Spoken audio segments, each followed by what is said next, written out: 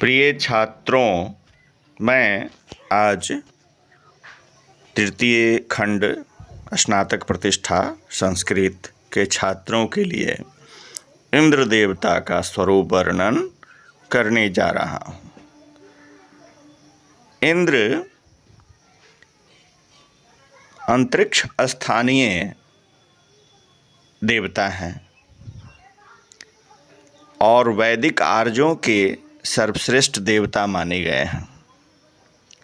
ऋग्वेद के 1/4 यानी लगभग 250 संपूर्ण सूक्तों में इंद्र देव की स्तुति की गई है।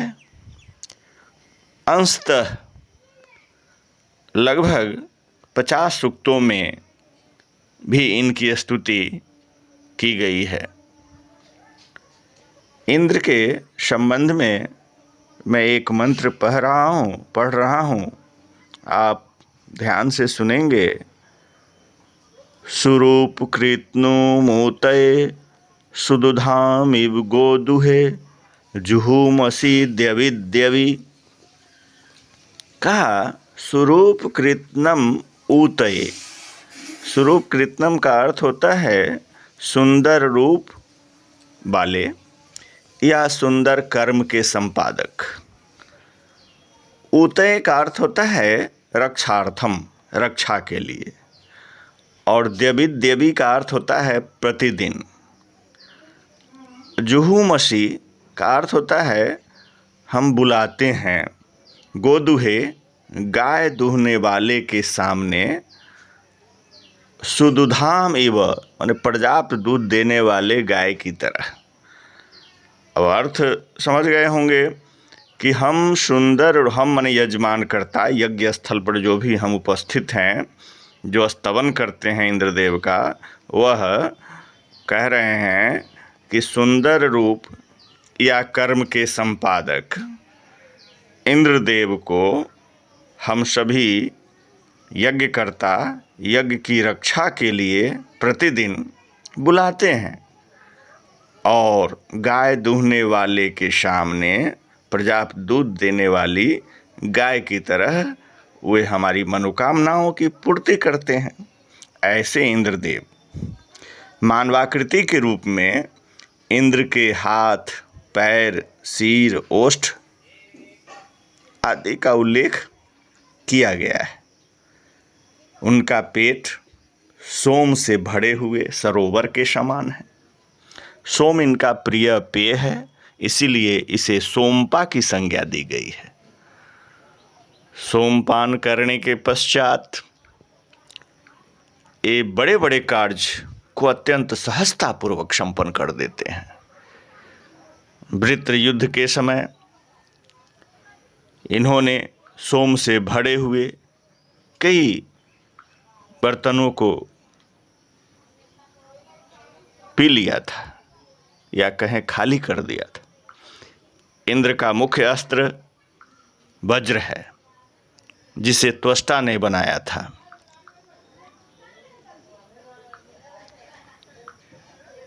इस वज्र को धारण करने के कारण ही इन्हें वज्रिन, वज्रबाहु, वज्रहस्त आदि कई नामों से संबोधित किया गया।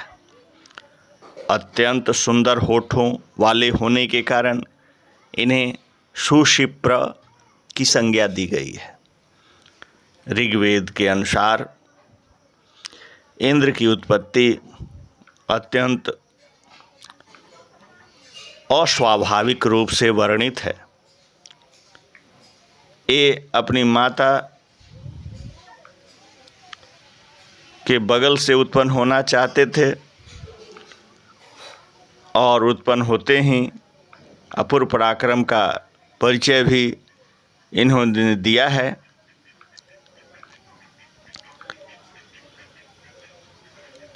कहीं कहीं देवताओं के द्वारा असुरों के विनाश हेतु परम शक्तिशाली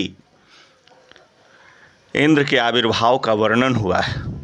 ऋग्वेद पुरुष सूक्त के अनुसार इंद्र विराट पुरुष के मुख से उत्पन्न हुआ माना जाता है। मुखादिंद्रश्च अग्निश्च प्राणाद् वायुरजायत, ऋग्वेद के 10वें मंडल में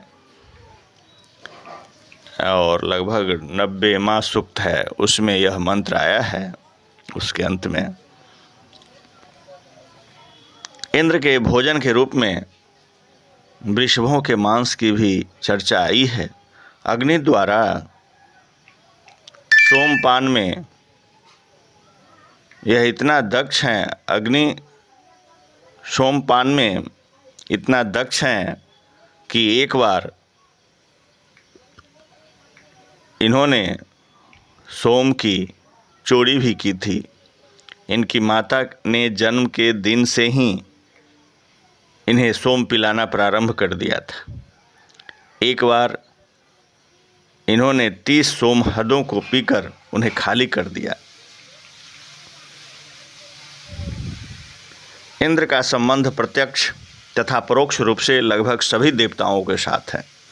मरुत इनके मित्र हैं जो युद्ध में इनकी सहायता करते हैं, इसीलिए इन्हें मरुत सखा तथा मरुत्वान आदि नामों से पुकारा जाता है। अग्नि के साथ भी कई सूक्तों में इनकी स्तुति की गई है। विष्णु, वरुण, वायु, सोम, बृहस्पति तथा पूषण आदि देवताओं के साथ भी इंद्र की स्तुति प्राप्त होती है। इनकी पत्नी सची है जो शक्ति की प्रतीक मानी गई है। अग्नि इंद्र के यमल भ्राता हैं। पूषा को भी इनका भाई बतलाया गया है। द्यौस इनके पिता हैं जिन्हें इन्होंने पैदा होते ही अपने पैरों से कुचल दिया था। इंद्र जिस रथ पर बैठकर चलते हैं उसमें जुते हुए घोड़ों की संख्या 2, 7, 100, 1000 और 1000 से भी अधिक बताई गई है। ये अश्व बड़े ही द्रुतगामी तथा सुंदर हैं। इंद्र अपने हाथ में स्वर्णिम तथा लाल रंग का कोरा धारण करते हैं। इनके रथ एवं अश्वों का निर्माण ऋभुओं ने किया था, जबकि वज्र का निर्माण त्वष्टा ने किया था। त्वष्टास्मै वज्रं स्वर्यं ततक्ष, ऋग्वेद ऐसा आया है वर्णन। ये वज्र चतुष्कोणीय, शतकोणीय तथा सहस्र नोकों वाले हैं। कभी कभी यह धनुषवान भी धारण करते हैं। इनके वान स्वर्णिम, सैकड़ों नोकों वाले तथा हजारों पंखों से समन्वित हैं। इंद्र इतना शक्तिशाली देवता है। इंद्र की संपूर्ण द्युलोक, अंतरिक्ष लोक तथा पृथ्वी लोक एक साथ मिलकर भी अगर उसकी महानता को प्राप्त करना चाहे तो नहीं कर सकता। इसने कांपती हुई पृथ्वी को स्थिर किया है, उड़ने वाले पर्वतों को दृढ़ किया है, आकाश और पृथ्वी का विस्तार किया है। यह पृथ्वीं व्यथमानं दृहंदः योद्याम स्तभ्नात् स जना स इंद्रः, ऐसा ऋग्वेद में प्रयोग आया है। सर्वाधिक महत्वपूर्ण वृत्रवध को भी इस इंद्र ने ही संपादित किया। इसने पणियों को पराजित करके गायों को मुक्त कराया। बल नामक असुर को मारकर गायों को गुफाओं से बाहर निकाला। इसी ने संपूर्ण विश्व को गतिशील बनाया। दास वर्ण को गुफाओं के अंदर ढकेल दिया। संपूर्ण घोड़े, समस्त गायें, सभी दिशाएं, सभी ग्राम, संपूर्ण रथ इस इंद्र के ही शासन में है, अर्थात इनके ही अधिकार में है। इसी ने सूर्य और उषा को उत्पन्न किया और स्वयं अपांग नेता यानी जल को बहाने वाला, ऐसा प्रयोग भी आया है।